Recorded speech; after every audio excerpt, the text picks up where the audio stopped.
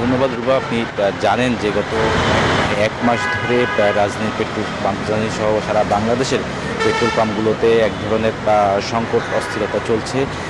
বিশেষ করে আমরা প্রায়ই দেখছি যে পেট্রোল পাম্পগুলোতে যানবাহনের দীর্ঘ সারি, যেখানে 2 ঘন্টা 3 ঘন্টা 4 ঘন্টা অপেক্ষা করছে শুধুমাত্র জ্বালানি তেল নেওয়ার জন্য। আমি এই মুহূর্তে রয়েছি রাজধানীর তেজগাঁ এলাকার একটি পেট্রোল পাম্পে। এই পেট্রোল পাম্পটি কিন্তু এখন বন্ধ রয়েছে। আমরা পেট্রোল পাম্প কর্তৃপক্ষের সাথে কথা বলেছি, তারা যেটি বলছেন যে তাদের যে জ্বালানি তেল ছিল মজুদ, সেই তেল শেষ হয়ে যাওয়ার কারণে তারা পেট্রোল পাম্পটি এই মুহূর্তে বন্ধ রাখতে হয়েছে তাদের। মূলত দুপুর 12:30 থেকে 1টার সময় যখন তারা আবার ডিপো থেকে তেল আসবে তাদের এই পেট্রোল পাম্পে, তখন তারা আবার সরবরাহ করতে পারবে। তবে কেন এরকম জ্বালানি তেল শেষ হয়ে যাচ্ছে, যার কারণে তাদেরকে পেট্রোল পাম্প বন্ধ করতে হচ্ছে, এই বিষয়টি জানার চেষ্টা করেছিলাম। তারা যেটি বলছেন যে স্বাভাবিক সময়ে তাদেরকে যে ডিপোগুলো থেকে তাদের জন্য যে জ্বালানি তেল সরবরাহ করা হতো যে পরিমাণ, তার তুলনায় অর্ধেক পরিমাণ এখন সরবরাহ করা হচ্ছে। বিশেষ করে আমি যদি এই পেট্রোল পাম্পের কথা বলি, তারা বলছেন যে স্বাভাবিক সময় তাদেরকে 27,000 লিটার পেট্রোল এবং অকটেন তাদেরকে সরবরাহ করা হতো, কিন্তু এখন এই পেট্রোল এখন 13,000 লিটার তাদেরকে সরবরাহ করা হচ্ছে।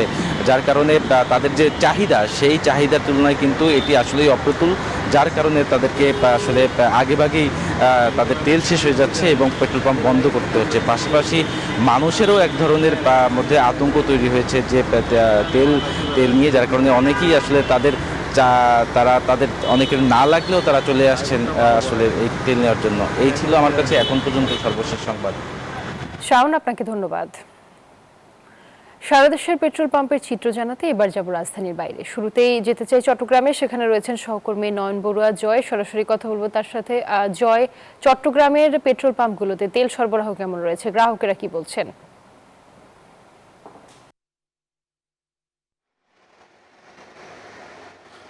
ধন্যবাদ রুবা আপনাকে। দেখতে পাচ্ছেন যে দীর্ঘ লাইন কিন্তু আমরা একটু দেখানোর চেষ্টা করছি যে গতকাল রাত থেকে কিন্তু গাড়িগুলোর অপেক্ষা। দেখতে পাচ্ছেন একদিকে মোটর বাইকের লাইন, অন্যদিকে কিন্তু কার থেকে শুরু করে অন্যান্য পরিবহনের লাইন। তো গতকাল রাত থেকে অনেকজন গাড়ি রেখে চলে গেছেন, আবার সকাল থেকে আবার অনেকজন এখানে লাইনে দাঁড়িয়েছেন। এখনো পর্যন্ত পাম্পগুলোতে কিন্তু আমরা দেখতে পাচ্ছি তেলের যে সংকট, একের পর এক করে জাহাজ চট্টগ্রাম বন্ধ দিয়ে জাহাজ আসলেও কিন্তু দেখা যাচ্ছে এখনো পর্যন্ত যে সংকট, সে সংকট থেকে যাচ্ছে। তার কারণে যে জ্বালানি বিশেষজ্ঞ যারা আছে তারা যেমনটা জানিয়েছেন যে এখন পাম্পগুলোতে একসাথে যদি তেল সরবরাহ করা হতো, তাহলে আগের মতো যদি একসাথে দিলে তাহলে এই সমস্যার সমাধান হবে বলে তারা মনে করছেন। এখনো পর্যন্ত আমরা দেখছি যে পাম্প আমরা দেখাতে যাচ্ছি, এখানে দীর্ঘ লাইন 3 কিলোমিটার পর্যন্ত দীর্ঘ লাইন রয়েছে। তবে এখনো পর্যন্ত যে তেল সরবরাহ করা হচ্ছে যে মেঘনা এমনকি পেট্রোলিয়াম কর্পোরেশন থেকে, তারা বলছেন যে পর্যাপ্ত তারা তেল সরবরাহ পাচ্ছে না বলে আমাদেরকে জানিয়েছেন। চাহিদা অনেক বেড়ে গেছে, তো চাহিদা অনুসারে পাচ্ছে না বলেই কিন্তু দীর্ঘ লাইনে দাঁড়িয়ে কিন্তু তেল নিতে হচ্ছে বলে তারা মনে করছেন। এই ছিল আমার এখানকার সর্বশেষ। ফিরে যাচ্ছে আমার সহকর্মী অপেক্ষা করছেন সিরাজগঞ্জে। আমরা চলে যাচ্ছি সাইমের কাছে।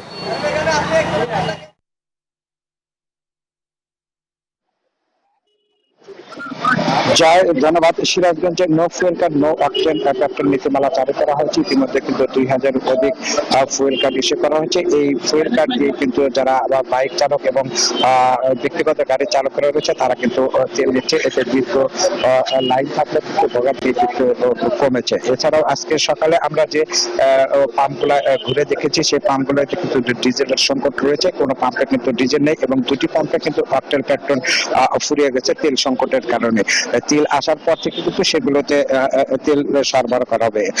এদিকে জেলা প্রশাসন কিন্তু তেল ব্ল্যাকমেলিং রোধে কিন্তু কঠোর ভূমিকা নিয়েছে। তারা যারা এই যে এজেন্ট ডিলার রয়েছে তারা সরাসরি কৃষকের কাছে যেন বিক্রি করে সেই নির্দেশনা দিয়েছে এবং বাগাবাড়ি থেকে যে লরিগুলো বের হয় সেগুলো কিন্তু জিপিএস ট্র্যাকিং এর আওতায় এনেছে এবং আজকে কিন্তু বাগাবাড়ি থেকে কিন্তু পাম্পগুলোতে তেল সরবরাহ করা হচ্ছে। সব মিলে কিন্তু তেলের সংকট থাকলেও যদি মানুষ স্বস্তি ভাবে তেল নেয় তাহলে কিন্তু সংকট অনেকটা কেটে যাবে বলে মনে করছি। এই ছিল আমার কাছে সেখান থেকে সরকারি ফিক্সিং স্ট্রিট আপনার কাছে। সায়েম, আপনাকে ধন্যবাদ। ধন্যবাদ রুবা। নারায়ণগঞ্জে কিন্তু 4টি জ্বালানি তেলের ডিপো থেকে রাজধানী ঢাকা সহ আশেপাশের 15টি জেলায় জ্বালানি তেল সরবরাহ অব্যাহত রয়েছে। আপনারা দেখা যাচ্ছে সকাল থেকে কিন্তু 7টা থেকে এই ডিপোতে জ্বালানি তেল সরবরাহ শুরু হয়েছে এবং যেটা চলবে বিকেল 3টা পর্যন্ত।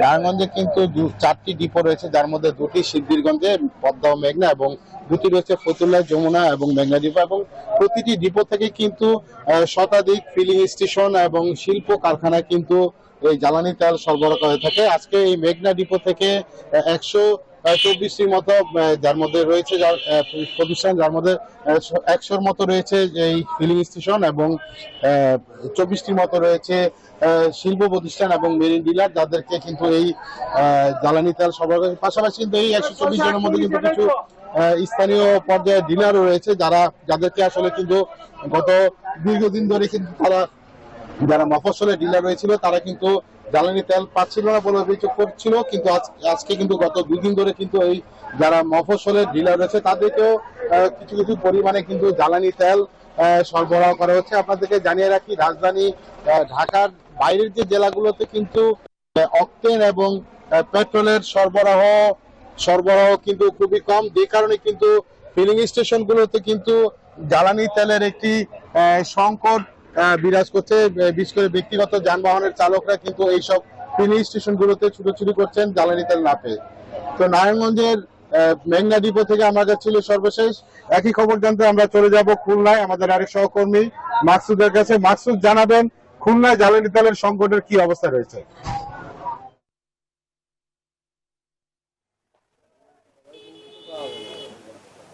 জি ধন্যবাদ শরীফ সুমন। খুলনায় কিন্তু জ্বালানি তেলের সরবরাহের ডিপো থেকে সরবরাহের চিত্রটা প্রায় একই।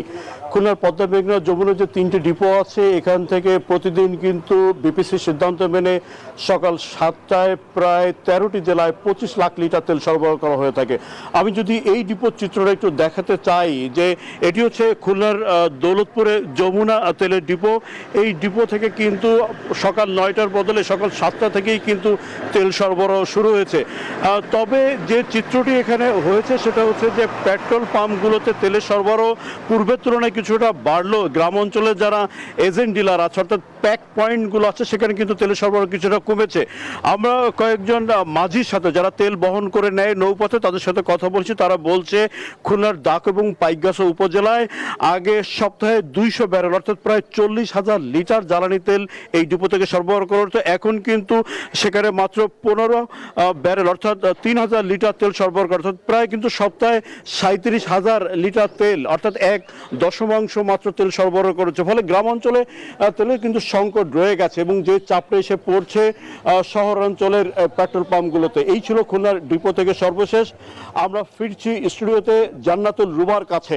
জান্নাতুল রুবা। মাকসুদ, আপনাকে ধন্যবাদ। 200-র বেশি সার্ভিস ও ফিচারে লেনদেনের সব বিকাশ অ্যাপে সম্ভব।